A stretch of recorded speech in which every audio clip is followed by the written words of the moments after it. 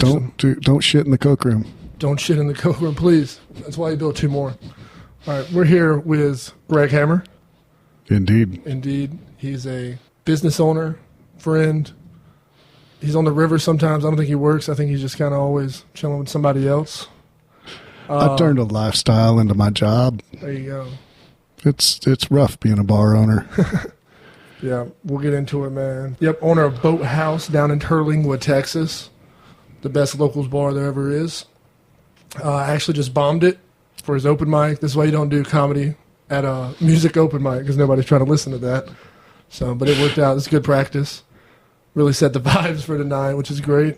Indeed. But I gave myself the title of CVO at the Boathouse. I'm the Chief Vibe Officer. And so you approached me about doing comedy here one night, a full-blown show. And, well, I like the idea. It's just not the Boathouse vibe.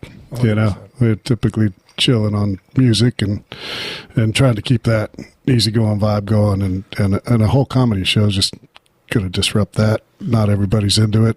A lot of people come here expecting the chill vibe, and as a CVO, I had to put the kibosh on the comedy show at the Boathouse. But hey, you're always welcome to come bomb my open mic. Yeah, that's what it's for, man. Well, Every chance you get. It doesn't help that there was the whole ordeal prior. Had somebody do some really fucked up comedy at your place. Oh, yeah, and had with some the word off. Patreons. Yeah, that guy's banned from the Boathouse. He's never coming back. It takes a lot to get banned from the Boathouse too. But yeah, so that already got you to the wrong step of comedy, and then I ended up having to blackmail him essentially. And he's like, "Yeah, you can come do open mic," and it works. It's good. We try not to ruin people's vibes too much. I heard 2 people laugh tonight, man. Yeah, you did all right. As long as nobody's mad, that's where we draw the line. If anybody gets mad, you don't want anybody to have a bad time. Nobody walked out. Yeah. You don't want, at least during mine. They were shocked, and then they got over it, and then they walked out. It was good. But you don't want anybody mad. It's all, you want everybody happy. So that's really the goal.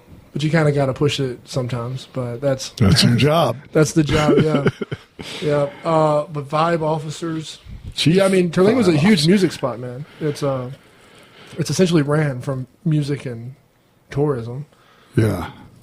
Pleased and proud to be a part of it. It wasn't really a big vision of mine when I bought the bar. I knew Terlingua had a vibrant music scene. I know the history of the porch. I know it's a phenomenon. And I've since I got here, read Chase Peeler's book on the porch. I mean, he made a PhD dissertation out of the whole Terlingua music phenomenon. And, the way it's come together at the Boathouse has just been probably the most gratifying part of this whole thing. The music makes it magic, and the way we've been approached by so many musicians. I mean, we're booked out through March, and here it is, first week of January, and we're booked solid 5 nights a week with live music, open mic every Wednesday, of course, and from local to traveling musicians. We try to hold spots for our local musicians. Because there are people here trying to make a livelihood out of just playing music in Terlingua. So we're keen to that. And we try to support that.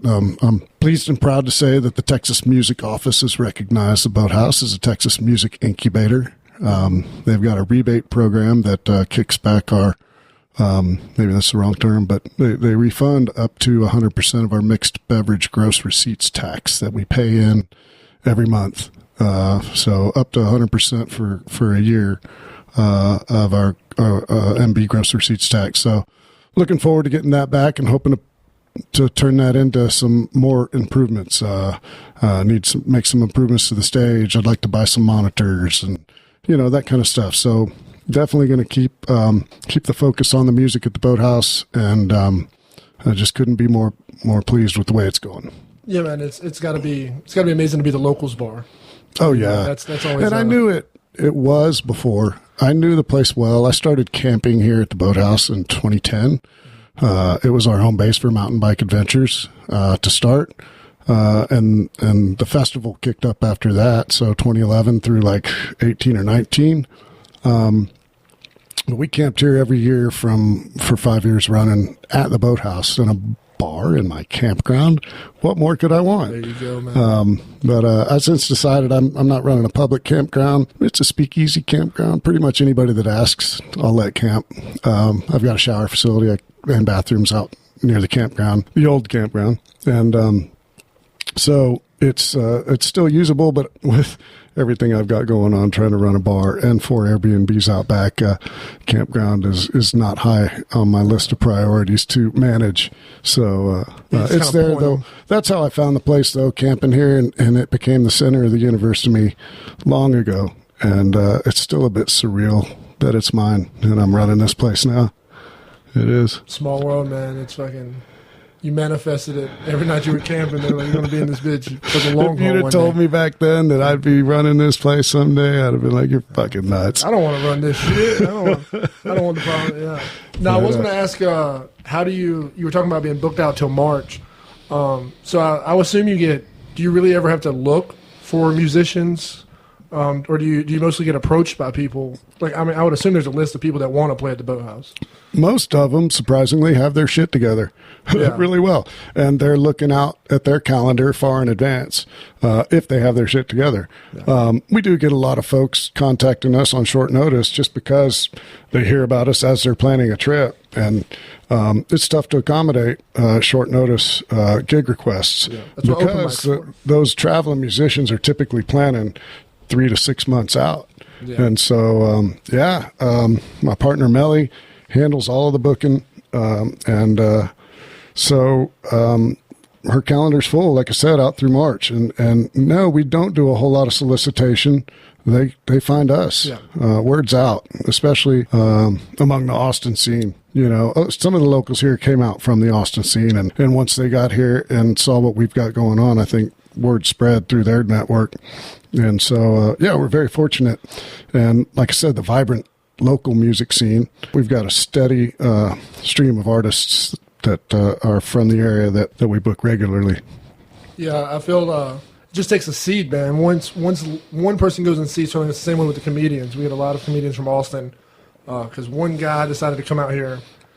As soon as they go back, man, that shit's so cool. Right. It's the coolest thing ever. Like, you need to get over there, and then 2 more come, and then it expands so much. So we also get a lot from the Austin scene. I bet. It's not too dissimilar, I'm sure.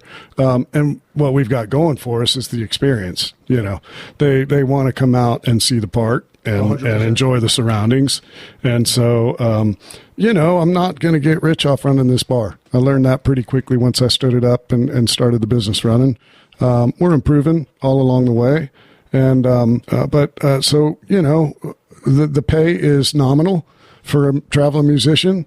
But luckily we have the experience of the surrounding area going for us, and we can offer lodging typically too. So between those two things, we've got a steady stream. Yeah. That's what me and Tony were actually talking about was obviously you're coming out here, like you're saying, it's an experience, it's an event, like especially, you're like, damn, I'm going out there to play the Boathouse. So like that already offers like a value to most people, and then the lodging helps a lot too. That's what we have to do, a lot of sponsored lodging. And if you can do that, then really all the money that they need is just for gas. Right. Most of the time people will make the trip to have the experience and just get gas covered.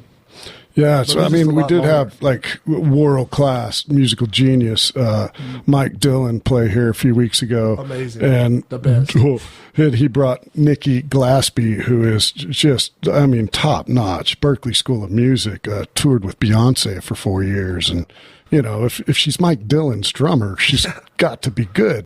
And somebody looks at me in the night and was like, "I hope you're paying these guys $1,000," and I was like, "Dude, I can't do that. Like I'm lucky to pull a couple thousand in a night. And I'd love to be able to just hand a musician half of my total take, but that's not good business." Correct. So once I added it up though, between the lodging I provided for them and what I was able to pay them on a decent night, on a good night when, they drew a crowd. When I can pay more than the minimum guarantee, then I do that. And so between what I was able to pay them that night and the lodging, once I added, I was hiking the next day, just kind of running the numbers in my head and was like, oh, hey, I'm right at $1,000. Yeah, so 100%. It made me feel better that somebody was like, man, I hope you're paying them this much. And I was like, no way, I can't do that. And then once I added it up, I was like, well, the value I provided was right about there. So, I hope they feel it's fair. I do my best to ensure that it is. And hopefully they have a great experience. The people here just absolutely love what they're doing in my place, which that's the magic to me. It just feels good in here. I would assume he is fine with that because he put on the same badass show this year as he did last year, and he played plus Nikki Glassman. Yeah, and he played. It was. I know we actually did the comedy show the same night, and we had to compete with him, which was insane. And we still drew the crowd because we knew he would play pretty late into the night. He's got a lot of energy, man. He's amazing. Yeah. And, we've got him. He loves the place. He went to school with one of the locals here, Sandy, and he were schoolmates. And so, we went up and saw him in Denton. And between the two of us, we're finally able to and Brian Haas, his bandmate, who comes out here regularly and hikes over the last many years, we're able to leverage him out here. And once he got here, he's like, oh, yeah, I'm hooked. So he's coming out at least once a year. We had him twice last year, so hopefully we get him twice again this year. But beyond Dylan, we've had some other really amazing national touring acts here, and I hope to keep growing that. I was just talking to somebody tonight about the flexibility of the space. I could do a stage on the patio. One of these days, I'd like to pull the picnic tables off the beer garden and make that the stage and big old, backyard show style kind of thing. But I've got, back end security concerns. I can't do ticketed shows just because I don't have enough people to manage the security or the secured perimeter. So you have to get an entire fence made or 3 more encores. One of these days, if I can get a sponsored show, we can do a free show and get some other resources, which are out there. Hotel occupancy tax will pay for concerts, I've heard.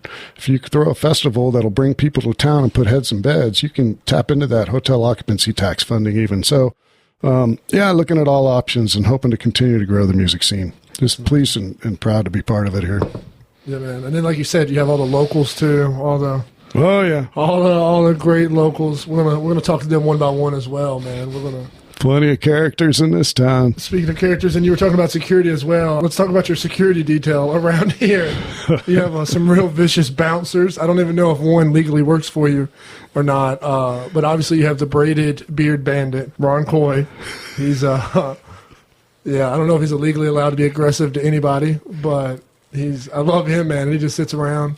He's not here tonight, though. Where's he at? He's a little under the weather. Oh, poor baby. Yeah. Well, so now you have your other employee that might not work for you legally, Troy. And then Troy kind of guards it like a little dog sometimes. That's the beauty of this place. And I knew before I came out, I never having done this before. Okay, my background's in environmental science, environmental management primarily. I was a certified planner before I came out here, working for the Air Force Civil Engineer Center. Bar owner is about the farthest thing from that. And but as I'm starting to imagine doing this before I moved out, I had huge anxiety. Like, that's not me. I'm usually pretty chill. All the things, thinking about a dumpster contract, to the point of sale system set up, there's all the little things. And then I was like, what if somebody gets in my face and wants to kick my ass? I woke up at like 4 a.m. like, in a sweat. And then I thought it's going to get nipped in the bud real quickly because I know this community wants to see the Boathouse remain open. It was closed for 6 years before I got here. And I knew it was a local hangout. And I tell you what, man, that has definitely come to fruition. It's for real. When I've needed somebody to have my back, this community steps up. Those folks you mentioned aren't employees of mine, but they watch that front door like a hawk. Yeah. And when there has been somebody to get in my face, I've had no less than 3 big dudes such as yourself step up right at my shoulder, and when there's been trouble, they've taken them down on my behalf. Yeah. So nobody's trying to have issues at the Boathouse, man. We got, like you said, we got to have it here. We got to not. It's the last frontier. There you go. We'll clip that at the beginning because we didn't do it in time because neither of us are drinking alcohol. So, This is just. I got to try to be as cool as Tony Drury on the microphone. Dude, it was so smooth. He did it without even knowing. And then I was like, we have to have it again. We had to break. It's fucking. Tony was a fun time, man. He told me about almost falling off the mountain while shotgunning a beer. Were you with him? There was no falling. He's telling stories. Well, that's true. Although I'm older, we hiked it for his 49th birthday. We hiked Emery Peak, and yeah, of course, he had the idea of hiking a couple beers to the top of the mountain and punching his thumb through them as he does, and it was classic, man. He's got a great reel where I shot slow-mo video of him punching his thumb through my can because I'm not that man. I'm not man enough for that. Although I have done it once. My girlfriend actually punched a can before I did with her thumb. I was pretty. Find the bubble just right. She's a badass. We got top Emery Peak, shotgunned a couple beers, and brought it back down safely. I don't remember almost falling off. I don't know. He said he was on some type of rock or something. I don't know. I think he's. We were on the peak, dude. We were up there with the radio antennas. I haven't done Emery, man. Oh, dude. You gotta go that last bit. It's a sheer wall. It's full of jugs. It's all big handholds, but it's still a 15 foot climb. It's good pucker factor. No, trust me, I'm going to the top. If I'm somewhere, I'm going as far as I can. And when Tony and I got up there were two other dudes on the false peak down below us, and once we got up there, they looked up at us and they were like, "Oh, we conquered you." Yeah. Yeah, if you fall, you got T-Fims with you, man. This is the top, dudes. Yeah, I haven't done South Rim since the 90s. I want to get back up there. Let's go do it, man. We hit the river one time together. That was fun. Oh, man. I don't get enough of that. CFS. Yeah. That was... Let's go. Yeah, that was a lot of fun with everybody. That was Chuck Tice's birthday. Oh, yeah. That was sick. Mm-hmm. The whole gang with Sandy's big-ass raft. That was a good day. Yeah, beautiful. My family didn't about die that day, so that was nice. We did one better in Santa Elena a couple months later. It poured rain on us halfway through the canyon, man. We were all miserable and cold, and then the rain stopped and the waterfalls started. Yeah. Dude, I think it was the next day after, right? I think it was the next day after we did Colorado Canyon because y'all did Santa Elena right after. Yeah, maybe. It was beautiful. I'm pretty sure I saw waterfall pictures. Yeah, we estimated, we were on Devo's raft. We estimated 25, 30 waterfalls falling off the top of the 1,500-foot cliffs in Santa Elena. Perfect timing. Yeah, it was a glorious day. Yeah, hopefully the water looks all right now. Hopefully I heard we're going to get some water pretty soon. Yeah, I hear it's up. Let's go. We're waiting on it. Let's go right now. Let's get the duckies out. Yeah, I'm looking for a canoe. I just hit up Matt Grisham today asking if he had any for sale because he shut down his business since the river quit us. But river's back. Now I need a canoe because that's an easy way to do it. I got a stand-up paddleboard. I've done Colorado Canyon on stand-up paddle and Cuesta de Gracia on stand-up. But wintertime, I don't think I want to do the stand-up. I think I'd like to sit my ass in a canoe. Yeah, I don't want to hop in at all. Did you fall? Do you paddle when you paddleboard? Oh yeah, that first day in Colorado, water is 1,1200 CFS, and I learned a lot that day. Yeah, like hitting Panther on a paddleboard's pretty. I learned a lot. I took my knees on Panther, but I tried to stand up through most of them, and I took 5 swims. Yeah, that's nice. Yeah, that's a good day, man. That's what the river's for. Indeed. It felt amazing in the summer. Yeah, she taught me a lot that day. There you go. Yeah, she's ruthless sometimes. Indeed. Yeah, no, we John, what is it, Rakowitz and Mark Utter both got like sandwiched when we did Panther. They were in their duckies, their inflatables. Collapsed it. It was a great time seeing them. They got sucked into a little vortex. It was amazing, man. I'd pay to see that. Yeah, we were with Charlie Angel too. That's fun. You need to talk to him. I bet he's got a boat. I bet he's got plenty of boats for sale. Well, Biebert's got a whole stack over there. Yeah. I'm going to hit them up if Matt doesn't have one for me. For sure, man. That's nice. I need another one. I need a smaller one. Mm-hmm. Let's go hit the river, man. Let's do it. Dude, La Cuesta looked good today. Was it La Cuesta, Colorado? Did you go to Braun Brothers this year?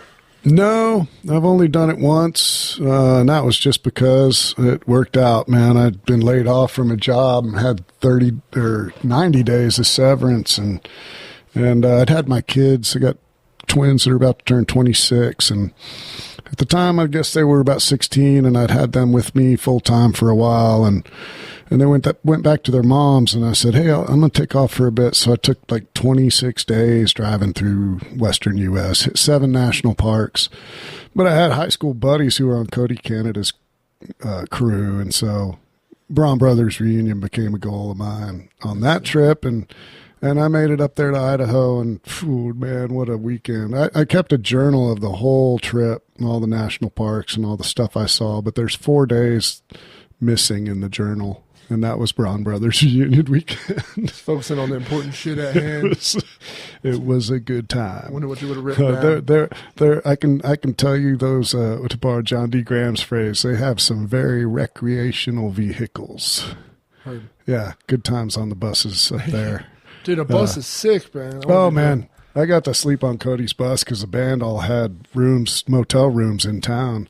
And so my buddies were just like, we'll lay the back lounge down for you. And so last night I dragged my sleeping bag out onto the grass and just slept under the stars, watched the Perseid meteor shower. But I think my best story about that weekend was sitting around the bus circle on the first day, and William Clark Green's bus was there, and of course Reckless and Mickey and the Motor Cars were there, and Cody's bus, and all these guys sitting around talking, bands and crew, and all of them, of course, just cool as can be. And there was this one young guy with his sunglasses on, kind of sitting in his lawn chair, chilling, and every once in a while he would cut a joke that just like would floor everybody, just have everybody cracking up. And I thought, this guy's pretty cool. Anyway, next day I'm on stage because there were bleachers on stage because I could be. And so I'm sitting on stage, and Hayes Carl turns around and motions. He goes, I'd like to bring this next song. I'd like to bring my friend Evan Felker from Turnpike Troubadours up. And that young kid walks up, and I was like, oh my God, I've been sitting chatting with Evan. I hope you played it cool. I had no idea. Greatness. That was a good weekend. Braun Brothers is one of the most amazing festivals in the U.S., according to my buddy who traveled with them and had hit a lot of them. But I had a great weekend. I'd love to get back, man. First week in August up in Idaho it's glorious. Steamboat's going on right now, so I'm seeing a lot of that action on the socials. Never been to Steamboat, but thanks for bringing Braun Brothers up. I'd like to do that again. Dude, Idaho's beautiful, man. We were supposed to go as well. We got tickets and we had to sell them because work. No, it just sometimes you get things and I got too much going on, and we didn't have the bus ready like we wanted to, so that was a big thing. We want to take the bus. Oh yeah. To have a recreational vehicle, like it's. I've heard people don't really mess with buses on the highway, so we're going to test that out. It's almost ready. We got to get the legal paperwork done, but. Yeah, we want to go to Braun Brothers. We had RV camping. Dude, it would have been. Yeah, that's exciting. The music's fun, but we'll still. I've been plan ahead. It's hard to find a fucking parking lot to park in anything in. Well, Braun Brothers, man, you gotta have your spot locked up. Yeah, we won't have to drive in there and park like at an actual. It's just so expensive, man. Festivals are crazy right now, dude. Oh, dude. Festival tickets are. Yeah. It's because all these artists want too much money, man. Well, yeah. That's that was my primary mode of entertainment before I started booking music myself, and I don't miss it. Yeah. I don't miss going to concerts. When Cody reformed Cross Canadian Ragweed and started doing stadium shows last year, I looked at that and thought, even with my connections are kind of not there. I'm still pals with some of the guys on the crew and Cody and the band even, but I'm not, Cody was clear too. He's like, no family and friends. We're going to have so many people backstage already. Don't even ask. Yeah. But nonetheless, I just thought this stadium show doesn't even sound fun to me anymore. I'm old. I mean, I'm old. Yeah, I'm trying to see people personal. You want it to be an experience and be not just once they hit a stadium, I don't really want to see anything going on at that point. That's why it's good to see people in little small places like the Boathouse or up in Alpine. Having the ability to book people that you want to see is always really nice too. Oh man, I've got goals. I've got goals. Just like I said, I'm not there, but if I could get James McMurtry here, or Shiny I Ribs. think I mean, I'm sure you're getting there, man. And that's We talked to Alejandro Escovedo's manager a couple years ago about booking him on Dia de los Muertos. You know, what a great fit that would be. There's a ton of people in the ghost town, so it would work out. He's one of my favorites. I saw him last June at the Kessler in Dallas. It's whatever he is, 73 or so. He's still rocking hard, man. He's so good, and long been one of my favorites since the early 90s. And if I could get Alejandro in here, he's 12,000 plus rooms for the band. Not there.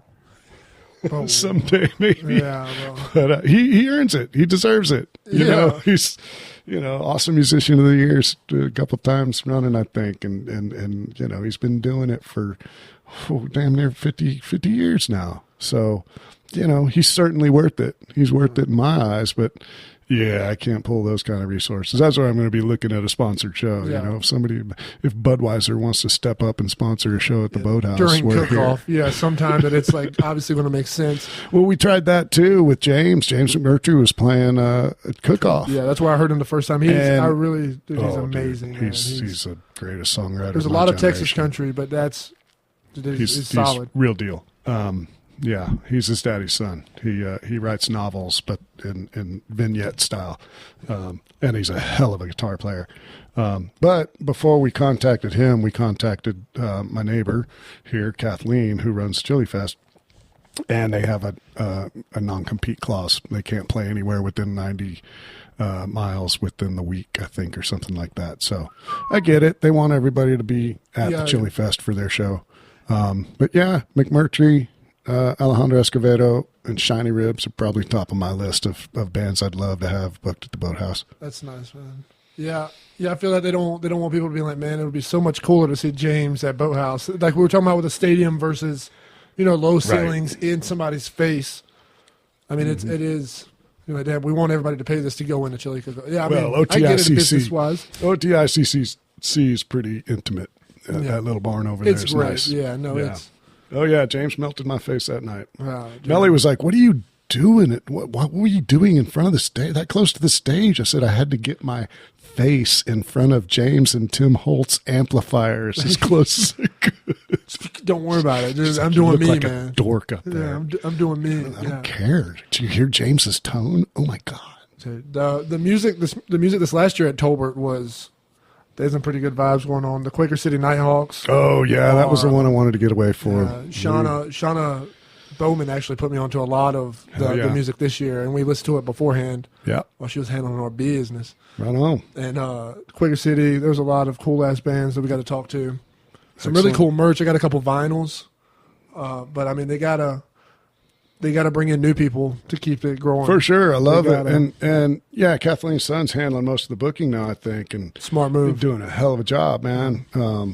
Quaker City, they had Nikki Lane last year, a couple years ago. She's amazing. Those folks are just a little bit out of my league yet, but I think we can get there. Well, yeah, you got to pay a lot of people. You got to pay somebody every day to play music. They got to play once a week, once a year. And there's others who have been connected here. They shoot their videos out here. Hell, Shane Smith and the Saints are big band guys. They came out here for they were all eating. The whole band and crew were eating at Starlight over New Year's last year, and they weren't playing anywhere near here. They were on vacation. I've seen them at Starlight, man. Yeah, it's insane, dude. It was. Yeah, they played that private wedding, and I should have crashed. I should have went in. I heard we were welcome, and then I didn't. Yeah, no, that's insane. And they, I don't know who. I think Travis, I don't know who gave the green light, but somebody posted on Facebook. It's an open event for locals at the Starlight. Horrible idea. And so we get there and nobody's doing anything. And they're like, yeah, y'all can't come in. But we're like, well, we're here. So we're just going to stand in the back. Beautiful venue. Like they brought in flowers in the ceiling. And then we got to see Shane Smith and the Saints live at Starlight. And, luckily, like this lady came up and was like, "Oh my God, what are y'all doing here?" And I thought we were about to get kicked out, but she knew one of the girls that we were with, and they let us stay. And it was, I mean, that's a $50,000 event probably for them to play at Starlight. Yeah, probably. And we got to sneak in on some local head ass shit. Yeah. Then there's totally different, but the Black Angels shot a video here. You familiar with Black Angels? Not really. Oh, dude. Nouveau Psych, I like to call it. I don't know if that's Sounds my hardcore. term, but they do a big festival called Psych Fest. They're friends with Rocky Erickson and old psychedelic 60s guys, and have taken it to the next level, but really hard rock and psychedelic kind of music. They shot a video out here. And as luck would have it, of course, Sandy Knows everybody. College friend is directing the video. And she calls me up that morning. She's like, hey, can my friend borrow a bass for the video he's directing? They didn't bring one. They need one. I know you got one. Sure, send them over. So I show him my big BC Rich bass. All the hair bands, had these angular basses that made great videos back in the day. And he's like, I don't know about that. And I showed him my Fender Jazz, kind of got this psychedelic pick guard on. And he goes, ooh, that's much more their style. Yeah. He kind of reached out and touched the pick guard. And I was like, well, this is a Geddy Lee Signature Edition Fender Jazz. This is my pride and joy. They have to take really good care of this. And he goes, have you ever heard of the Black Angels? And I said, sure, I'm a huge fan. He goes, that's whose video we're shooting. I was like, take this bass right now. Yeah, and they did. History of the future, I think the video's called. And there's my bass. Go check it out. History of the future. Alex Moss is playing the old Fender Jazz out near Gate 2. Out in Bruce's property, yeah. Sandy's other friend, Bruce's property, is where they shot it, right underneath Little Christmas Mountain. It's a great video. Sandy's hitchhike a lot. She has a lot of friends. Denton, man. she knows everyone. Gumby was just talking earlier, too, about all the common connections he and this guy from Leidas have because they're, both in the band scene. Or Denton is the connection for all of these, many of these musicians anyway. Beautiful. Yeah, dude, Texas has got, obviously everywhere has musicians, but Texas is ruled by music. It's what drives us with the heart and soul of everything, man. We're fortunate. I was lucky to grow up in San Antonio, heavy metal capital of the world. There's a arena rock kid, but I worked at a place, my buddy managed a little bar called Leon Springs Cafe. And that was my first exposure, man, really broadened my mind as Texas singer-songwriters. And Judd Pickard was kind of ahead of the curve before Americana was even a genre. He was booking Texas singer-songwriters, and Guy Clark and Robert Earl Keen came up through there, and it broadened my horizons as a young arena rock kid growing up in SA. And I just once I started doing this, there was a moment when Emily Klepper was playing, and I set the room up listening room style for her because she deserves it. Rows of chairs and man, I pulled the picnic table up outside the window in the beer garden and stood on top of it and watched through the window and was just like, oh shit, I'm doing this. And I felt like I was standing on the shoulders of Judd Pickard, and which barely put me looking through the window because Judd's only about 4 feet tall. But he's a giant in the music scene going way back. So, but, I guess it's not a huge stretch that I'm doing this because, not just that as part of my formative experience, but I was throwing 3-keg parties in my parents' backyard when I was in high school. So, it's not too far of a stretch for me to be running a bar and playing host every night. So you're still the vibe officer. You've been the vibe officer. CVO, man. Baby. CVO. You're built for it, no matter where you're at. We'll keep that in mind for the next time I bomb comedy. We'll check in with the CVO. I don't know about the vibe of this podcast. It's probably going to be boring as fuck to everybody out there. You got to be going on music. I'm going to keep talking music. Dude, that's great. Speaking of music, have you ever wrote any music? You ever tried to do any music? No, I started playing bass in my early 40s. I've been playing a little over 15 years off and on. I play regularly. I just never played out much. Yeah. You could fit in We All Shit, I made it a goal. Well, my first goal was learn to read music when I picked up an instrument. 100%. I tried playing a 6-string. My dad always had a classical guitar in the house, and it never quite worked for me. I never could make it work.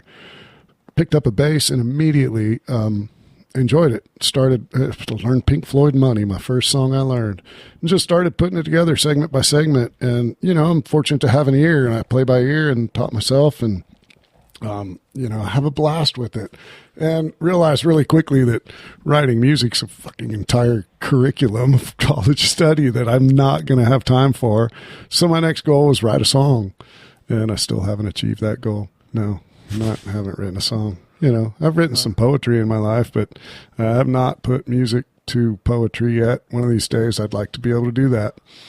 So then I actually made it my New Year's resolution last year to start playing out more, and was lucky to realize that in the first month of the year, January, Colt Wankini, who started playing solo out here after playing in bands for years in Austin, said, I want to put a band back together. And so he and Moses and Miles and I rehearsed up some tunes, and yeah, man, we got to play with Colt. Like, he would play a couple solo sets, and then we played the last set, just play an hour with him. We put together 6 or 7 songs, and I tell you what, man, we blew the roof off of my bar. It felt like that the energy just exploded in the room when we started. And I've seen a room blow up with energy like that, but never from that perspective. Yeah.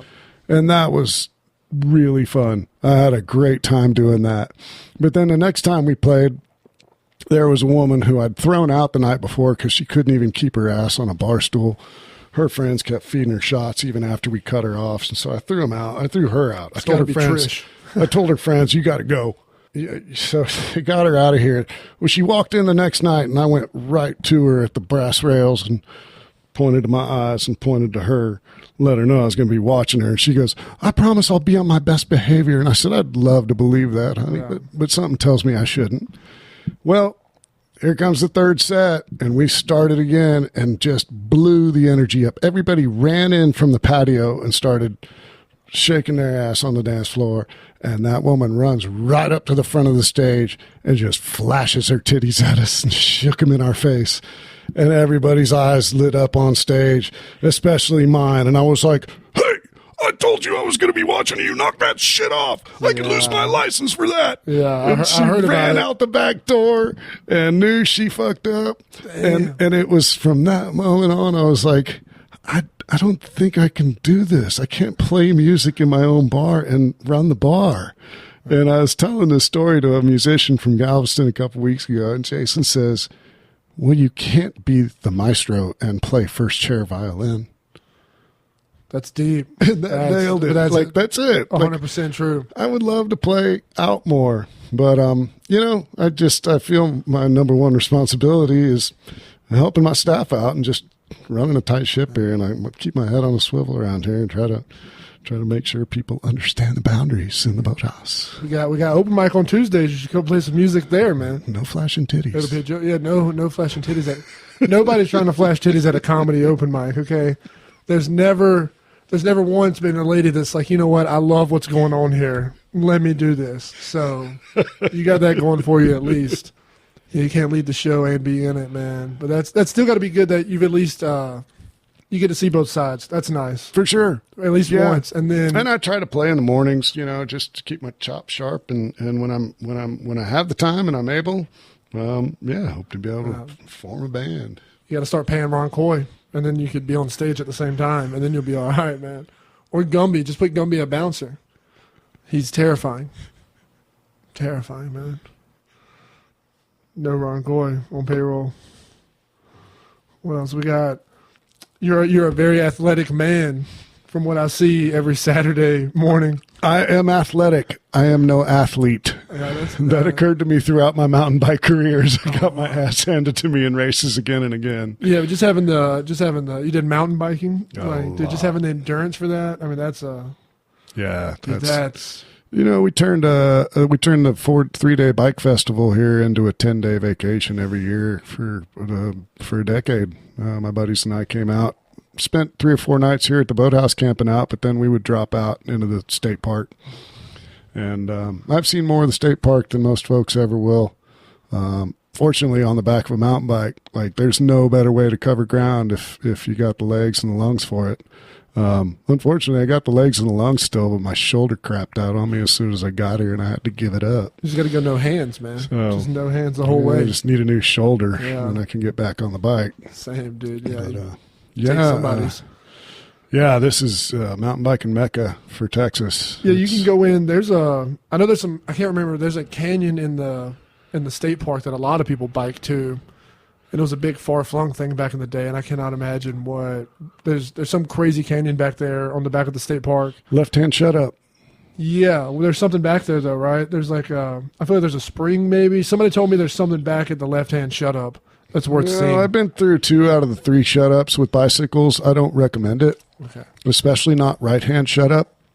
We thought we knew what we were getting into, and then we ran into a 30-foot wall drop off as we were heading down the canyon. One way only. One way down.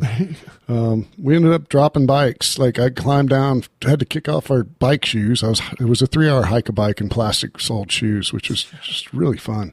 Yeah, I ended up climbing down 15 feet. My buddy handed his bike down to me, and I dropped it into the top of the tree at the bottom of the canyon. And then we had to down climb the boulder on the side of the canyon to get out. But left-hand shut up is definitely doable. It drops out into the ranch roads. I once did a 72-mile ride, starting at Solitario Bar, which is up there near left-hand shut up. Rode out left-hand shut up down to Desert Sports, refilled water, rode across the highway back into the state park, and then rode the first part of the Epic back up to Solitario Bar. The Epic. Yeah. That's how you know I'm lazy. I haven't heard of half of those routes, man. I do motorized bikes only, man. I don't. No, you can't do that in the state. But they won't even allow e-bikes in the state park, which I love. For good reason, man. I mean, the people getting stuck out there. That's it. I'm a firm believer in if you cannot pedal it, don't take That's it. it. You and Tony talked about it too. That fucking illusion of convenience out here. That's what Dollar General gives you, is an illusion of convenience. E-bike will do the same. Yeah. Take an e-bike and you get yourself out there in the back end of nowhere and find yourself out of battery or I just don't want to be that guy. I don't want to be that guy on Facebook or in the newspaper. No, I don't want to be the guy that looks like a dipshit in front of everybody. So just don't do it. Right. And it's but people I was that guy. 2 kids. I was that guy. You did it? I went down. I went down hard. 40 miles into the 65-mile Epic Trail. One year, broke 3 ribs of my scapula. On a regular bike or an e-bike? Oh, regular bike. Well, that's shit happens. Okay, that's part of shit happens. That's not being that guy. It does suck, but that's also that's part of it. No, that's definitely that guy. Yeah, now everybody remembers that because of it. You broke how many parts? I broke 3 ribs and broke the top off my scapula, and then got home the next day or 2 days later, actually. Well, the next day after I wrecked, we camped here at the Boathouse that night. And then my buddy drove me home as I sipped Jameson and ate Vicodin like Pez. And finally, college night. Then on Monday, that was Sunday, Monday, I got into the doctor in the morning and got home, and the doc says, he calls and says, hey, you need to go to the hospital immediately. Go to the emergency room. You have a partially collapsed lung. That could get worse in a hurry. Go now. So I did, and they pushed a chest tube, and I wouldn't wish that procedure on my ex-wife. I tried to crawl out of my own skin. It was horrendous, horrific. And 10 days later, they pulled that chest tube out and let me out of the hospital. Like a ventilator chest tube? Or what happens is the lung actually detaches from the pleural lining, and they pull a vacuum with the chest tube to get that lung to reattach and adhere to the pleural lining so you can have that elasticity back to make the lung function properly. Mine was a mild apical pneumothorax, 6%. But nonetheless, partially collapsed lung, took 10 days to resolve with the chest tube, and loads of fun. Don't recommend it.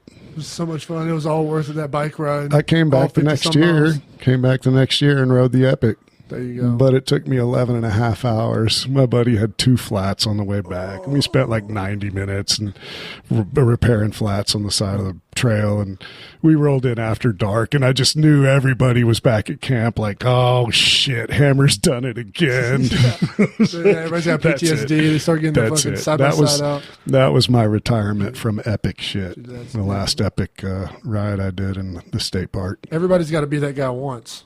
Yeah, you gotta, you can't win them all. Like your buddy with the flat tires. I mean, at least it's fixable though. You got. How did they get you out? Did you ride out? I rode for miles. When I went back and saw how far it was from where I went down, because I recognized the rock that sent me swerving, that sent me sliding, that sent me to the ground hard at about 15 miles an hour. And then I got back on my bike and rode up to Pila de los Muchachos, and there's a huge hill to get up to Pila de los Muchachos. And I was astounded at the number of miles between where I went down and where I rode to with all my broken parts. But the mind is a wonderful thing when you're in duress. Yeah, no, you got to get it over quick, man. All that's dopamine, all that epinephrine, all that everything kept me going.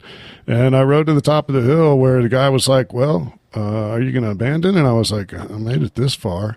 And he goes, "You know, it only gets rougher from here on." I was like, "I know, I've ridden it before." He goes, "Take your shoe off. Let me clean that wound on your leg." And I'm telling my arm to move, and my arm won't move. I couldn't even get my arm to reach for my shoe. And I was like, "Well, I guess I'm done." That shoulder injury, breaking the top off of your scapula, apparently really actually prevents things from moving. When I went into the doctor, he said, "Hold your fist out, point your thumb."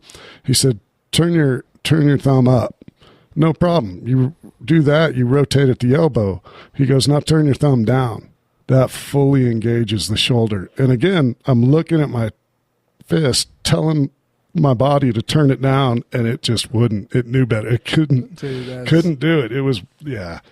I've never been so injured in my life, and I hope I never am again. Dude, yeah. Shoulder injuries suck, man. I got a blown out shoulder from football. Yeah. Tore my ligaments and the entire shoulder. And I didn't know that at the time, though, but I tackled this dude, get up, and the coach is like, "Yeah, you just got some cramps, man. Just move it around."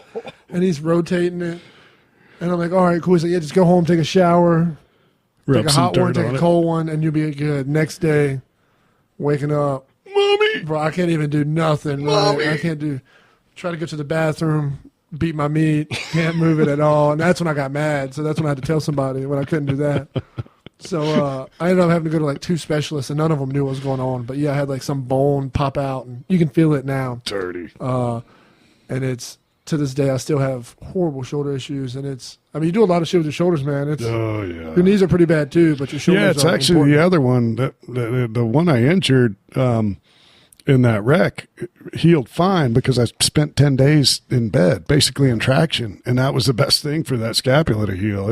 I have no problems with the right shoulder, but I ground all the cartilage out of my left shoulder and just rattling over rocks for the better part of 30 years on a mountain bike. So yeah, with bone on bone contact, I just can't chatter over rocks anymore. I had to give it up. So how I got out of there was, after I wrecked, was they just put me in a pickup truck and bumped along unimproved roads for that felt great, didn't it? Hours with all the broken parts. And while I was sitting up there at the top and he's triaging me and deciding how they're going to get me out of there, one of the maintenance guys goes, "Hey, do you want some Tylenol?" He's going, No, the EMT. Luckily, there was an EMT there. He's like, No, we can't offer any medication. We can let you know we have them. And I was like, "It's okay. I put a Vicodin in my Camelback for situations like this." We're about to boost this Vicodin, bro. Yeah. The Vicodin took the edge off as I was bumping around in a pickup truck for 4 hours to get back to Lajitas, dude. It was And then brutal. From Lajitas, you got to go so much further after that. You're fucked over. You have to go to Alpine after? No, I came back here and camped at the Boathouse that night. There you go. Just disregard your problems and they'll go away, is what. Be a man. Start drinking. Yeah, there you go. I got back to camp and everybody could tell I was fucked. And everybody's like, "Hammer, you want a beer? You want a shot? What do you need?"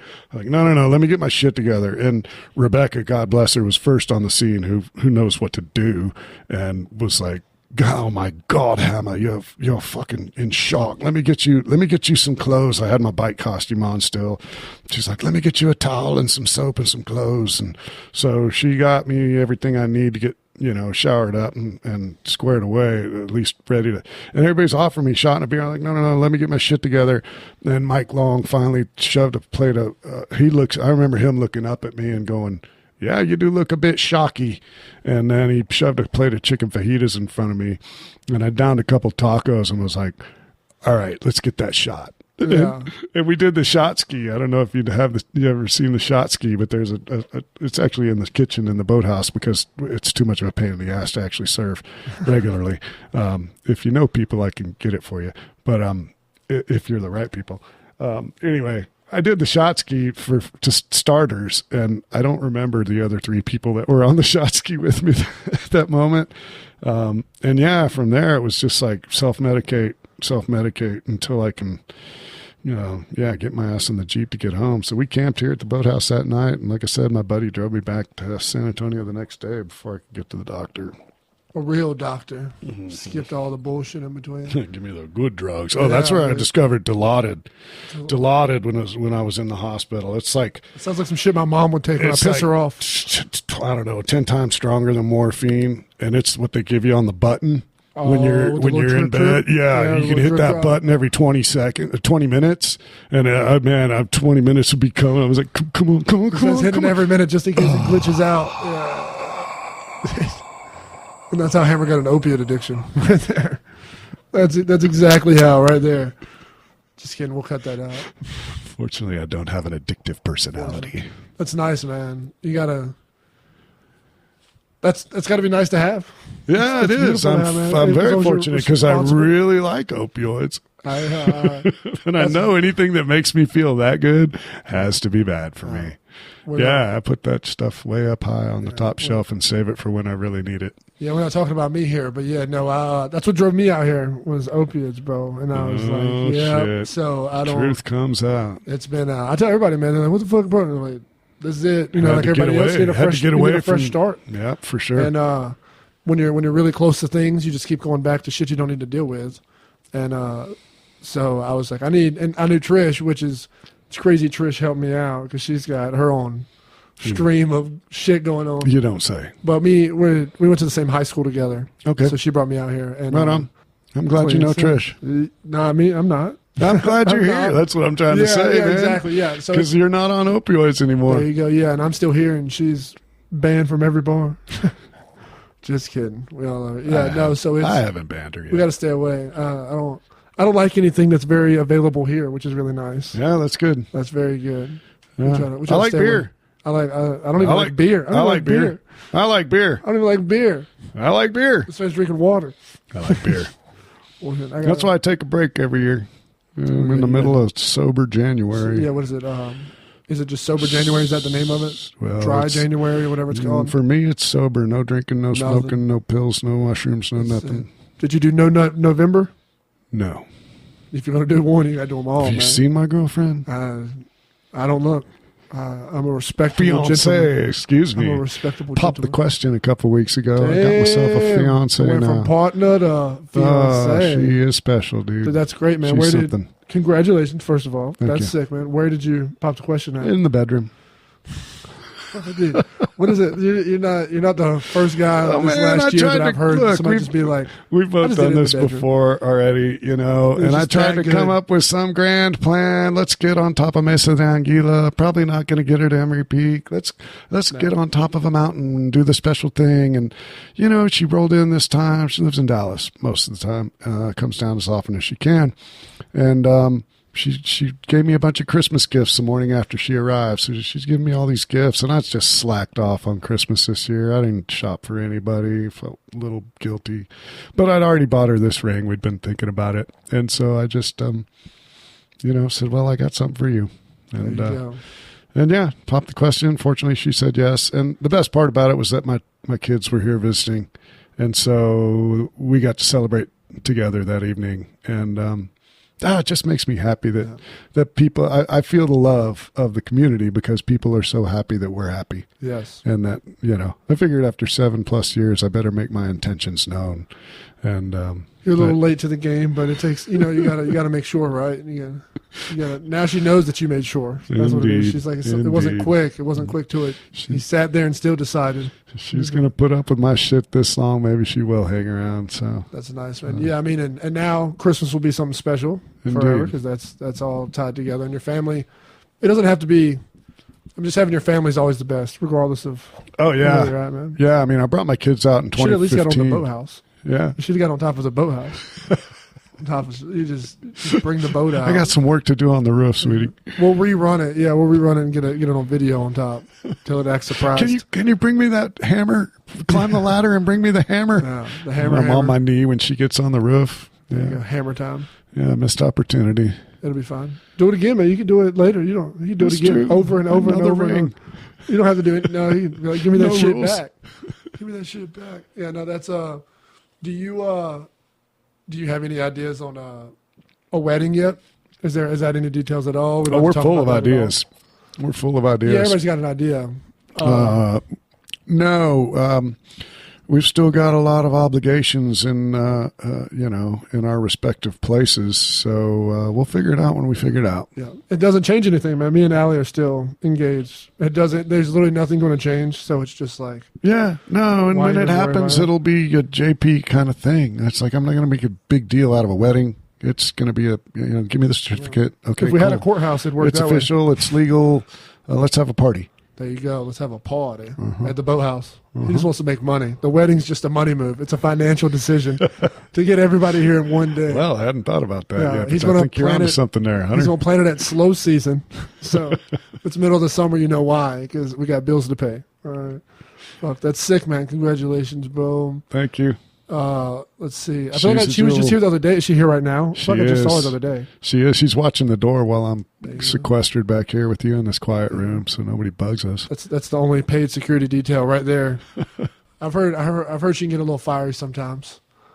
That's fun, man. Oh yeah. I've heard some. There's always fun stories at the Boathouse. If anybody's got my back, yeah, it's my girl. That's good. That's the whole reason you gave her a big ass ring. It's not even big ass. Yeah, but whatever, It's huge. It's the biggest. You got your twins. Yep. You got two. Like I said, I brought them out here in 2015, and they were nonplussed. My boy was like, I did the whole McDonald Observatory thing before we came down here, and Rhonda wasn't even open yet, but she was a friend at the time, not anymore, but yeah. Well, she quit me. Whatever. I'm never stepping foot in this. Whatever. Once she started talking shit about me on the internet, I know. Whatever. Yeah, so we stayed at her place before she was officially open, which was cool. Like, I put my kids in the school bus to sleep on cots, and I slept in my tent with my comfortable sleeping bag, and it dropped into the 20s that night, and my kids have hated me ever since. But, the end of the week, we went and hiked the Window Trail. Nathan remembers that as quite the death march. Dude, the switchback at the end, bro, is horrible if you don't park down low. The end of the week, he knows how to push my buttons just like his mama. End of the week, he says, oh, look, Dad, a rock. Hey, look, another rock. Well, he's not lying, bro. You little shit. I love you. Dude, that's parenthood right there.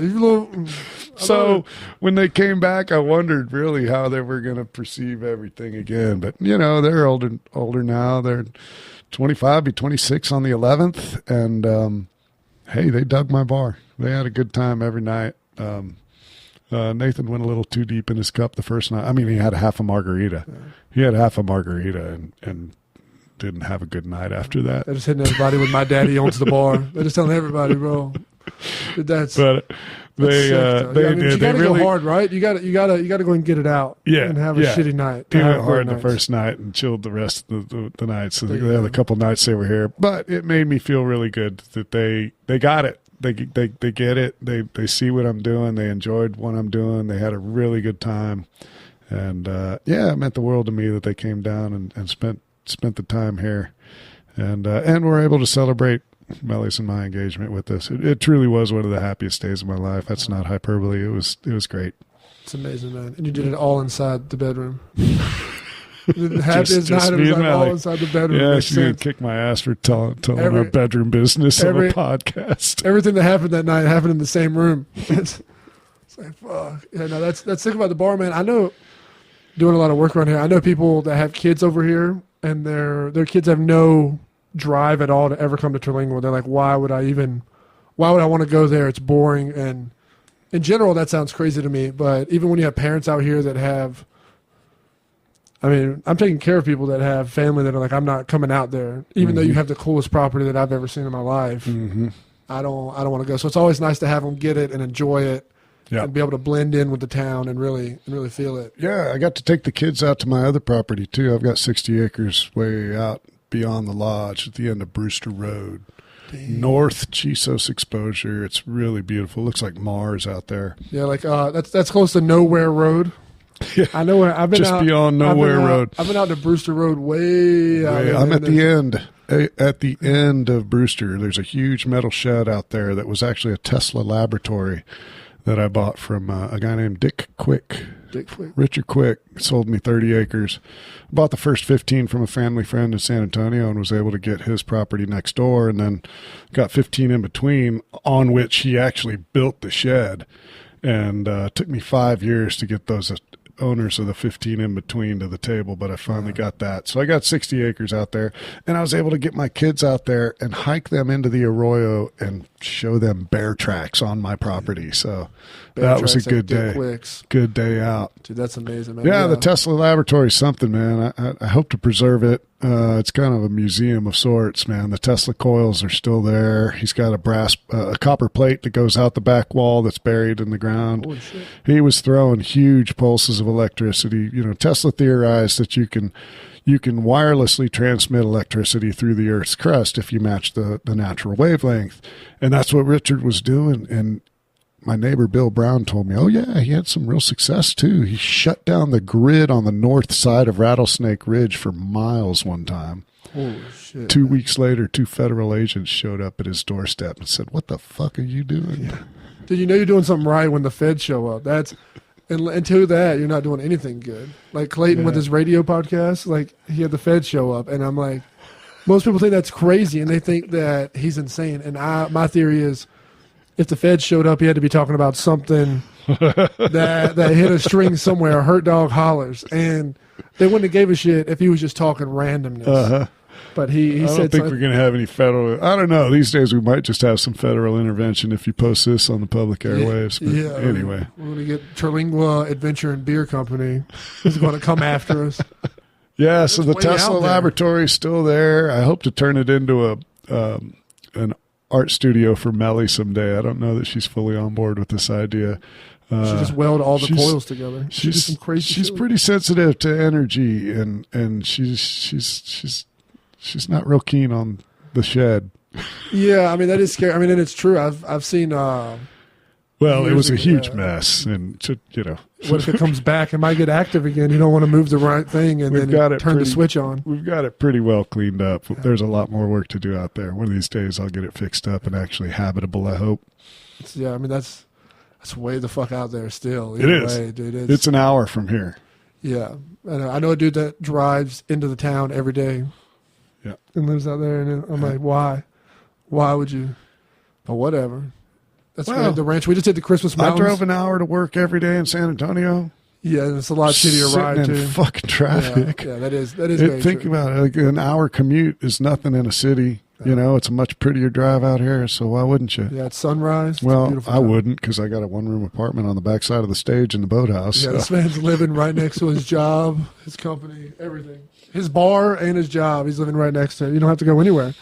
You're good. It's a lifestyle. You're set. And then if you want to go anywhere else, you can just walk to anywhere but Cinnabar Theater. Shout out Last Minute Low Budget Productions. Do they live in the same place now where No, daughter's in L.A., personal trainer and nutritionist, making her own way in L.A. And my boy is in Portland, Oregon. Doing mushrooms? No, he prefers the gummies, I think. Yeah. They're legal up there. Yeah.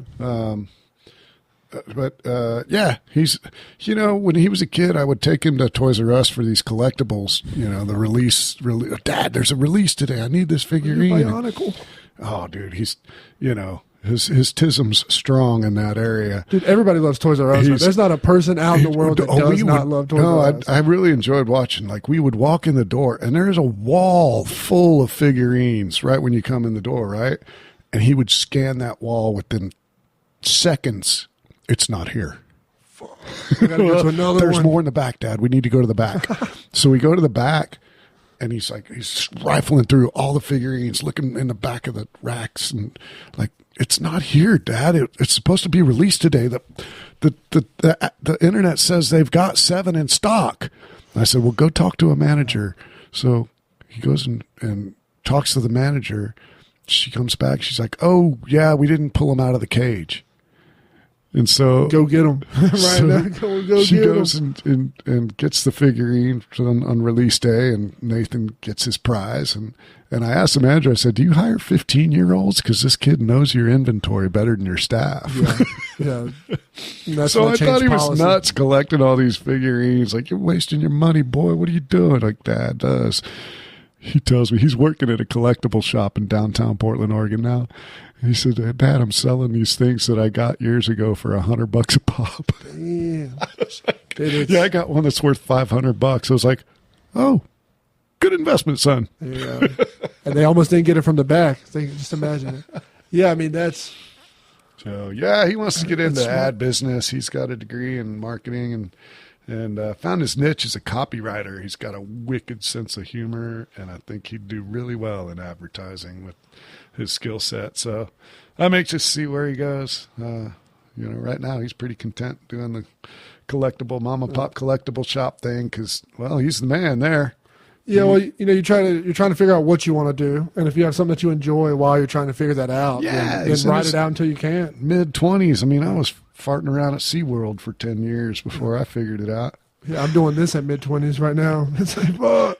Yeah, dude, you're building some stuff, though, man. I've seen what you do. Yeah, it's impressive. Thank you. That's also crazy, though, like you're talking about doing stuff and then falling into it. Like you're saying, he's just collecting all these toys at a very young age, and then now his job and what he's using to supply his life, essentially, is that same exact thing. So it's just like you just coming here. Chip off the old block, turn a lifestyle into a job. If you stay consistent with an idea, and that's pretty sick. Dude. That's very nice, especially habitual and through genetics. It's nice to give. That's something good to give your kids. You give your kids a lot of shit, and that's good to do it, man. That's nice. Yeah, they're great. I'm thankful they were able to come spend some time here. Where I should ask this to begin with. Where are you originally from? Where? San Antonio. San Antonio. Don't tell anybody, but I was born in Massachusetts. In Mass. You're a masshole.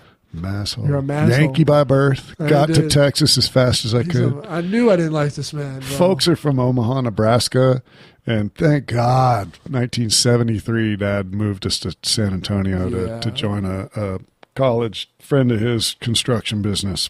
That's nice. Civil engineer. So lived in San Antonio from 4 until 54, basically. Yeah. Yeah, you said you were a natural environmentalist. Environmental. What are you by trade? Environmental management is what I found my way into when I got out of SeaWorld. I did animal care at SeaWorld with a degree in biology. And then, once we started talking about having a family, that odd hours and meager pay of SeaWorld you can only do so much. Forced me into a real job. Yeah. So, I got on with the city of San Antonio doing a variety of stuff, mostly asbestos management to start. So I was a licensed asbestos management planner for 25 years. And worked with city of San Antonio for 5 years and then redeveloped an old Air Force base in South San Antonio, Brooks. Helped run Brooks City Base as the natural resources and environmental manager for 16 years before I got kicked to the curb by the new boss after he got his contract renewed in year 2. After year 2, he kicked the old guard out. And, man, I was bitter, so bitter. It's the plan all along. And after much careful thought, I realized that gave me that adventure to get to Brown Brothers Reunion and 7 national parks because I had 3 months of severance. And that inspires me to this day because I bought an atlas, like old school, and just opened it up. I was sitting at Palo Duro Canyon State Park up in the Panhandle. Did some mountain biking up there before I headed up to Colorado and then to Idaho. And where am I going tomorrow? Like, I want to ask myself that question again. Where am I going tomorrow? And open the map and just look at where I want to be in a couple days and see what's on the way. Between Colorado and Idaho, I found Moab. and did some epic mountain biking in Moab. And yeah, that's a beautiful place for anything. You could do anything. I left in a piece of my heart in Utah, man. Arches. I mean, if the people weren't so fucking weird up there. What he means is if they sold alcohol in Utah, he'd be there. That's what it means. If they sold alcohol, he could go. I don't need no sister wives. But Arches, I did Arches on that trip, and then I had to go back another trip to do Canyonlands, but that's where I really feel like I peaked. Did a solo trip to Canyonlands and got into the maze. Edward Abbey, the author, inspired me to seek out the maze, and spent a weekend hiking through the maze and Canyonlands. And that adventure continues to inspire me. That's the freedom I long for again. I want to be able to travel like that. Soloing something that's called the maze is probably not the best idea. That's not. I learned real quickly why it was called the maze, man. I thought I was heading south. Turned out I was heading east. That's probably exactly why you shouldn't. That's why it's called that. Yeah. But you made it. You're here today. So made it. Out somehow. Not only did I make it into the maze, but I made it out of the maze, and it took every bit of strength I had to climb out of there after 8 hours in the bottom of the canyon in the first week of August. I'm brilliant sounds like some that. maze runner stuff for real, man. Yeah, I like a challenge. And I don't want to hike the basics. I like seeing stuff that nobody's seen before, and that's the maze was incredible. And I camped at the Maze Overlook for 3 nights, and it's 74 miles off road. The last 34 4-wheel drive only, man. You gotta want to get there. It's so far out. So that adventure continues, and having that kind of freedom on the road continues to inspire me. And if I hadn't been laid off and ended up working at the Air Force Civil Engineer Center as a certified planner for another 5 years, and having that slowly rot my soul, wouldn't be where I am today. So I'm no longer bitter about Leo laying me off of that Brooks. That falls in with my Lajitas joke, man. You should be happy for the shitty things that happen. Is what we found out, and nobody. You can't make 9/11 jokes in 2026. Evidently, it doesn't work too well. But still too soon. I did it. Yeah, still too soon. I did it because this dude was out there talking shit, and he's from Lajitas. He's a big into upper management, Mr. NDA. So we'll deal with that. But yeah, so it was all about him, and so I just want to make sure you heard it. So that's the only reason we did that joke.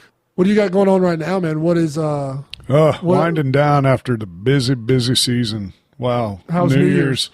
New Year's kicked my ass. Like I was, I guess I was ready for it for the most part.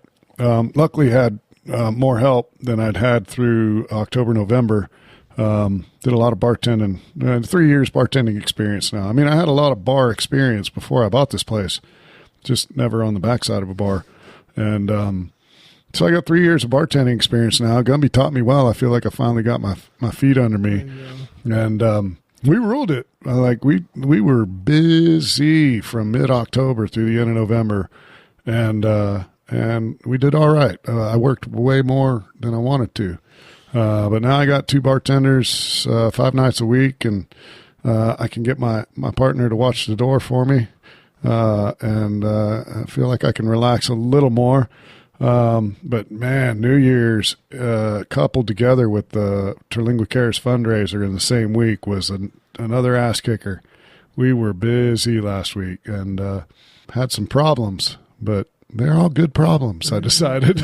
Good problems. Gumby and Colt they together. drank me out of 2 different kinds of tequila and mezcal last week. Yeah, I'm usually pretty good about planning and staying ahead of you freaking alcoholics. But, yeah, I mean, tequila doesn't stand a chance. Dude, that's a very good problem to have. There's always more you can drink. You can switch to something else if you really have to. Like, figure out something else, bro. You get some Sotol.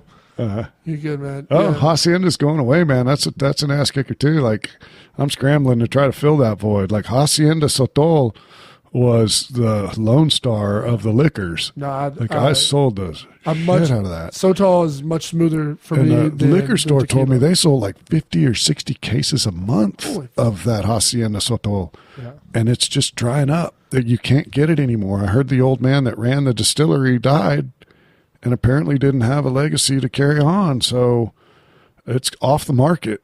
All the people with the legacy were just too drunk to pay attention. No, They just man. didn't listen. That's poor business planning. If you can't to build a brand like that and not be able to carry it forward is unfortunate. Especially a cultural. I mean, it is a very cultural brand, and it is like it's a staple of the area. You would think that it would be. Well, I've learned, Corey knows more about Sotol than anybody I've met, and so I sought his guidance. And I found Aldama just north of Chihuahua City looks like a hotbed of Sotol production, and the highway goes straight to OJ from there. So I found some brands down there that look like they're legit in terms of production and being able to keep up with demand in the market. So I got the liquor store chasing, trying to get some of those set up with the distributors, and it's all that, I thought I was out of bureaucracy, but I'm dealing with TABC and all their regulations and rules and having distributors and having to buy through the liquor store is what I have to do because of the law. So anyway, they're scrambling to try to get me a replacement for this Hacienda. Meanwhile, I asked for every bottle of Hacienda in the liquor store that she could provide me on my last order, and I ended up getting 10 bottles, and they're going through them pretty quickly. There's no more the low end. Now I'm selling all the expensive stuff. But, hey, those people that like it want it, and so they're paying a little more for those high-end Sotols. Dude, it's so good, though, man. I mean, it's – yeah. I suck it. I'm not a clear liquor person at all, and I hate when somebody's like, yo, do you want to take a tequila shot?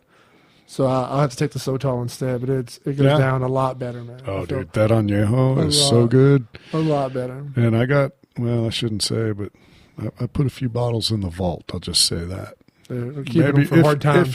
If and when Melly and I have a wedding celebration, I'm thinking it might be a good time to break out the bottles of Sotol that I put in the vault that are no longer available.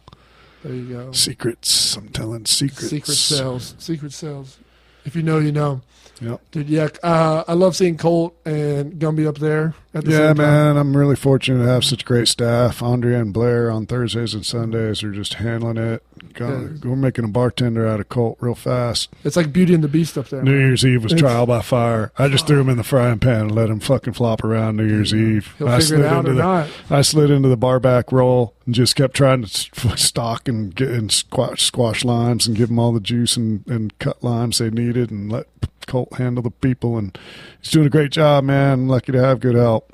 Gumby is just the man. He's very fortunate to have him helping Gumby's me the run this general. bar. He's the commander of the entire area. The manager who doesn't want to manage. The ball humbug, but he's loving every minute of it. He manages by default.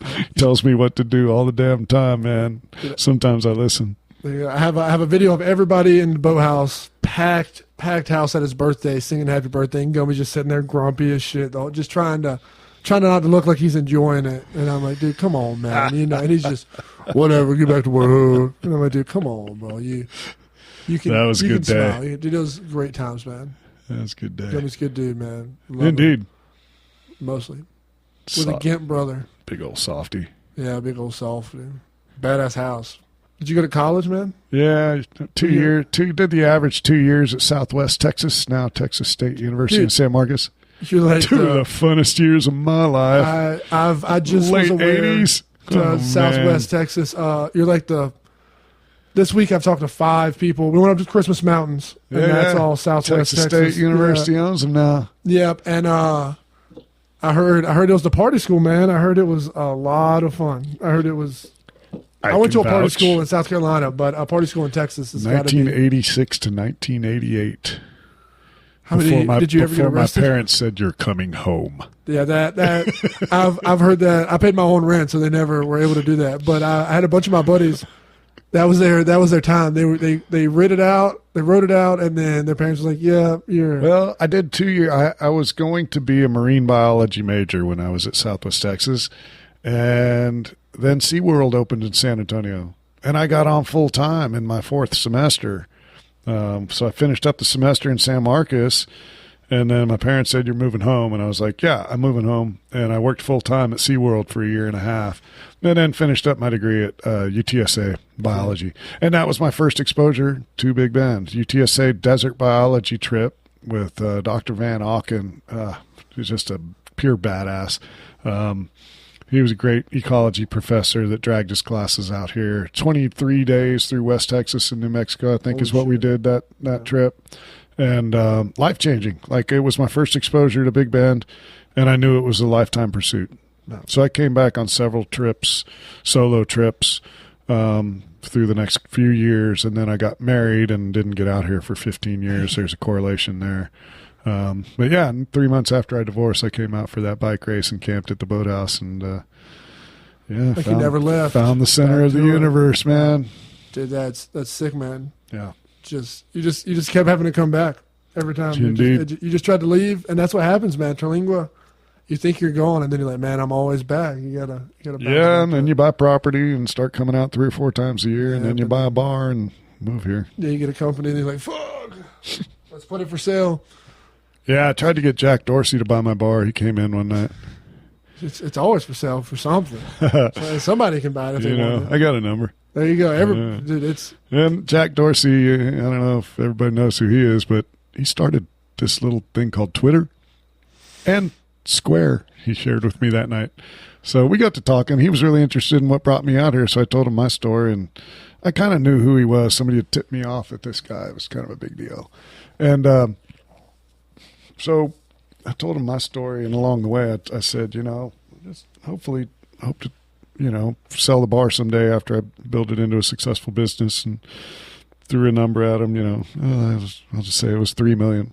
If you just put $3 million in my account, Jack, I'll run the bar for you. Don't you want to own a bar? And I looked him up the next day. His net worth was at the time $5.6 billion. I calculated $2.5 million is what I actually said to him. It was like 0.000045% of his net worth. Yeah, would change your entire life. Yeah, it's like, and that's why you can never stop. You got to keep going, man. Just deposit that in my account, and I'll continue to run the bar for you. And someday I'll turn it over and get to travel again. There you go. Yeah, I mean, I think that's a fair trade, man. Let him know he can buy something of ours. Why is that dude in Terlingua? That's crazy. He lives in Marfa. He lives in Marfa. I checked his ID. Gumby actually threw him out the night before because they had pictures of their ID on their phone. He's like, TABC won't let us accept that. He's right.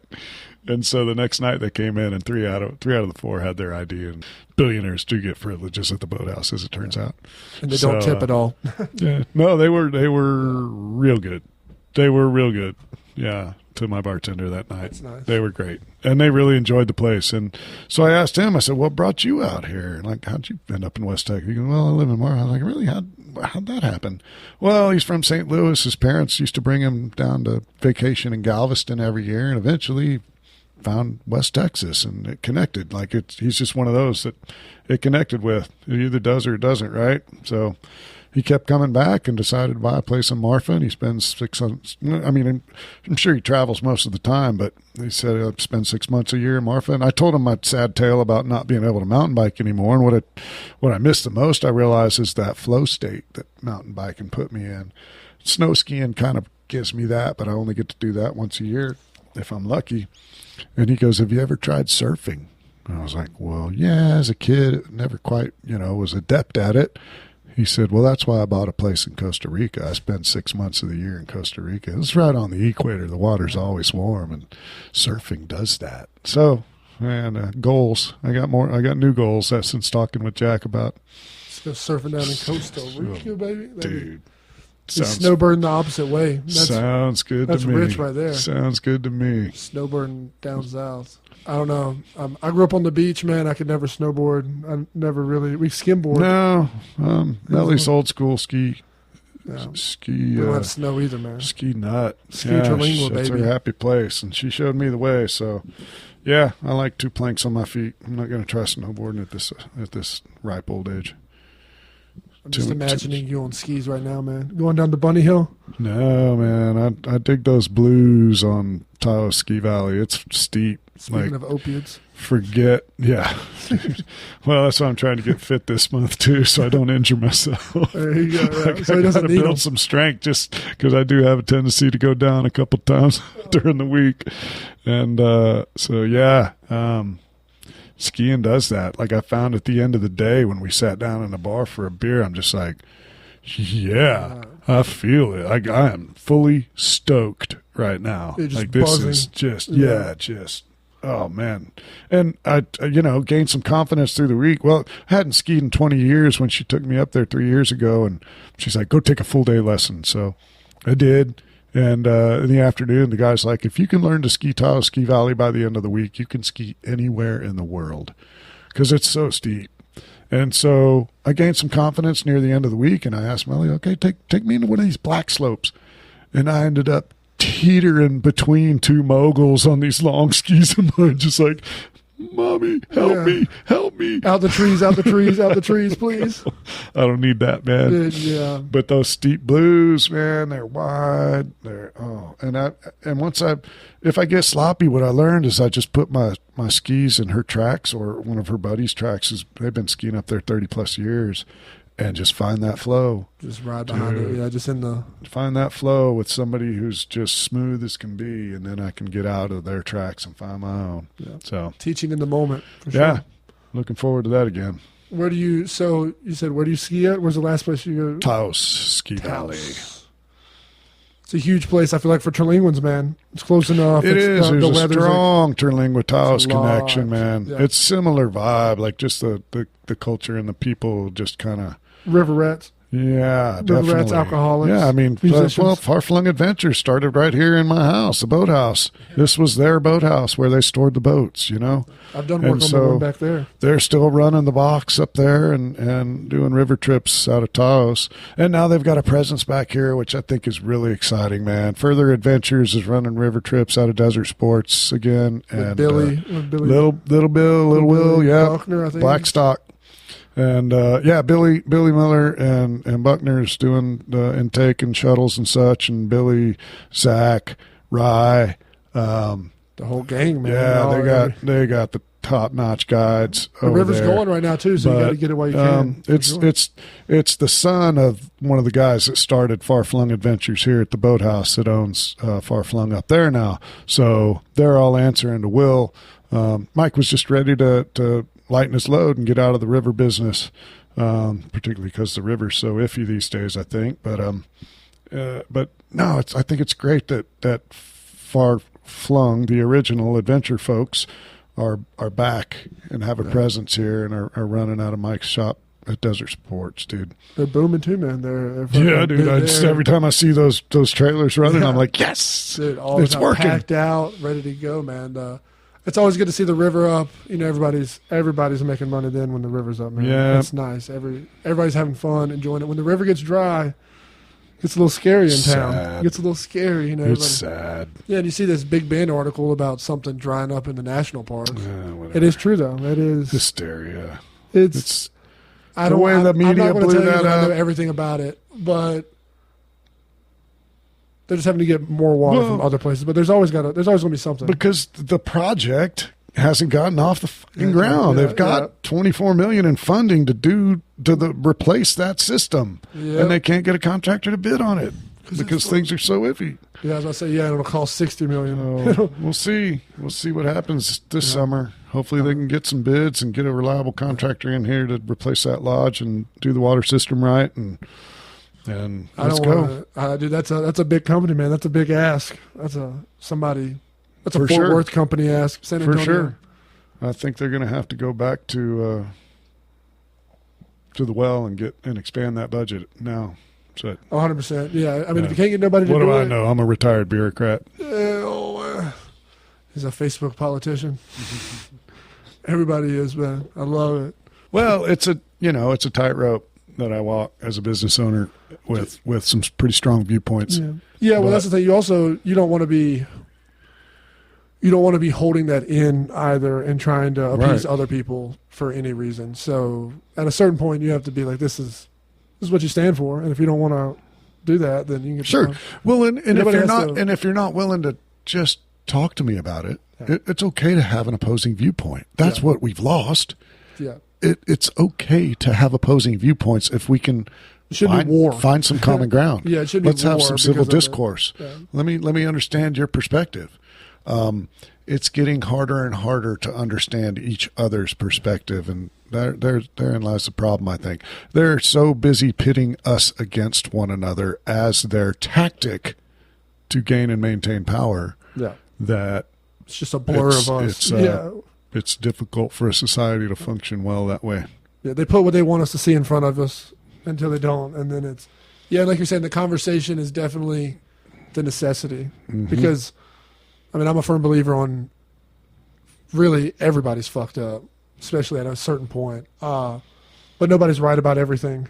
No, the system's fucked up. Yeah, the system itself is fucked. We're watching the failure of the capitalist republic in real time. Yeah, so that's but that's why we live here, man. That's right. That's exactly. It's good to be on the fringe. That's why we're here, and I can go to Mexico if I need to. So we'll go to the Boathouse, and then we'll run to Mexico. Is what we'll do. Oh yeah, I already picked my shack over in Paso Lajitas. Yeah, you got to go further than that. We're going to San Carlos, baby. We're about to get in the rooster fights and be a Mennonite. We walked through town during Voices, Yeah. When the border is porous once again.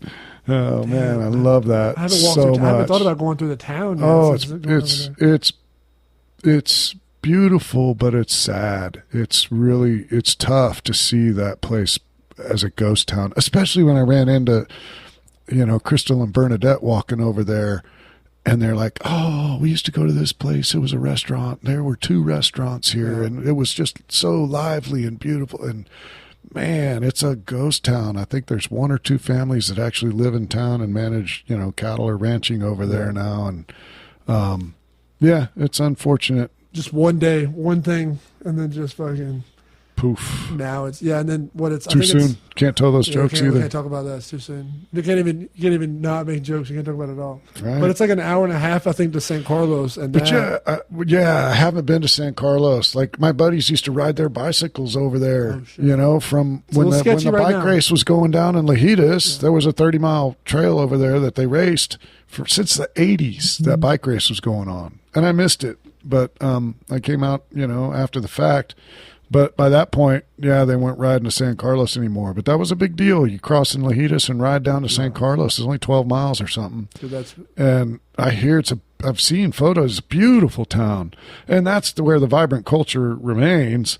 And that's where Hayslip went, as I understand it. Hayslip and Collie went over there and talked to the musicians and said, hey, we got this idea for Voices. Let's, put a stage on our side and you put a stage on your side. We'll play back and forth. And oh, what a beautiful day, man. It's the best day of the year, in my opinion. Yeah, it's magical. Then everybody gets down in the river and holds the music hands makes it magic. That's what brings us all together. Just gambler the walking people around and the shirtless. culture are just so beautiful. And so, I recommend just taking a hike through town over there because I did say, if it doesn't go well, I want that adobe right there. That abandoned adobe, I want that. We'll put a boat on top of it. Claim your mark. We'll be like, that's the Boathouse in Paso de Lajitas. There you go, in case you ever need it. Yeah, man, it's beautiful, man, and it's everybody getting in the river.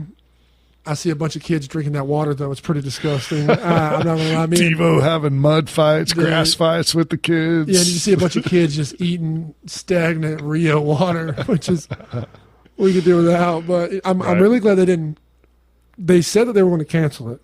But now I think it's going to keep on rolling from I heard there was the last one maybe 2 years ago, but luckily somehow we got that figured out. Yeah, I got to town and it was just regaining. Well, Hayslip was really excited to revive it after 3 years hiatus, and then we lost him, man.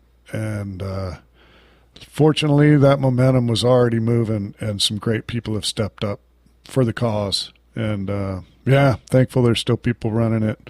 I'm happy to sponsor it every year because, like I said, it's one of my favorite days of the year. It's the best.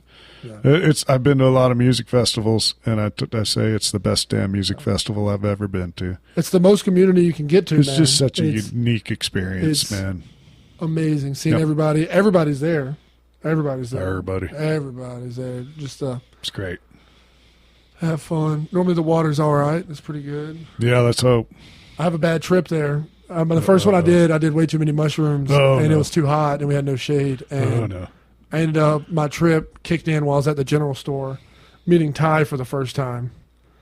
And he was like, you know my sister? Do you know my sister? Blah, blah, blah. And like the entire general store is just closing in on me, and he's just trying to talk. And I went and sat on my back porch butt naked in the afternoon and just watched the sky is what I did. And that's how I got on my bad trip. It's the only bad trip I've It's ever always the white folk that fuck up voices, man. had. Yeah, it is, dude. They're just trying to have they all have the same shirt on, and I'm fucking it up, tweaking out with Ron.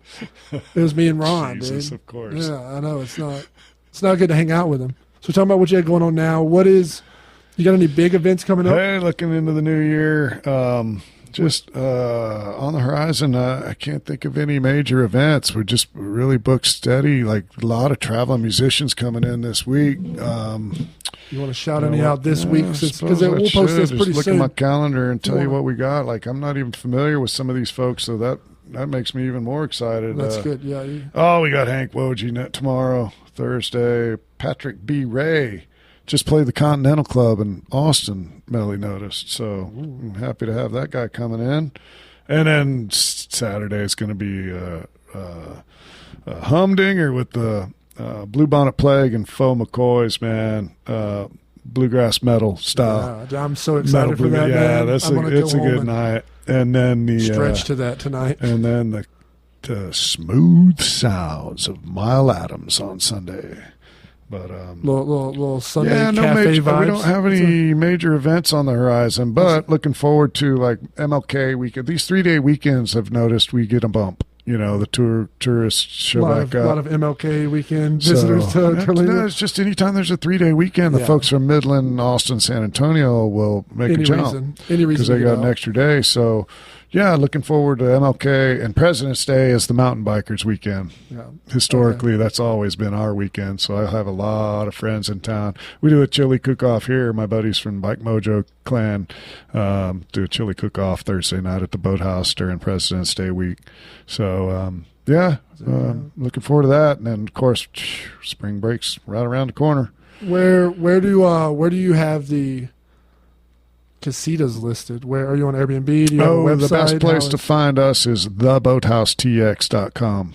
Theboathousetx.com is, if you try searching up the Boathouse on Airbnb, it's a tough find.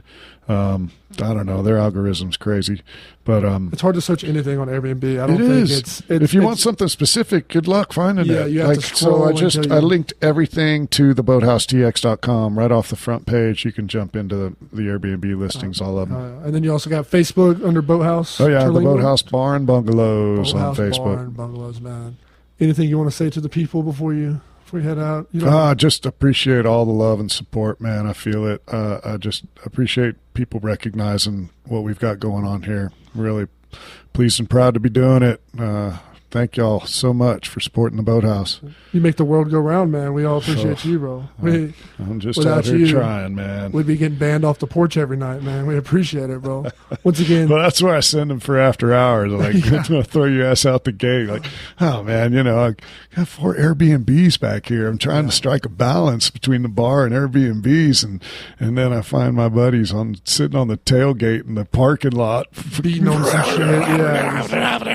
Fucking 12:30. I'm like, hey, take it to the porch. Yeah, after the red light district over there. After hours at the Starlight porch, not the Boathouse porch, please. Hell yeah, Hammer. Well, thank you so much, Hammer, for being here, man. I appreciate it. Very chill, very good vibes. Oh, thank you, again, man. Thank you, Hunter. Appreciate the time. Fuck it. Now let's get out of this hot ass Airbnb. Later.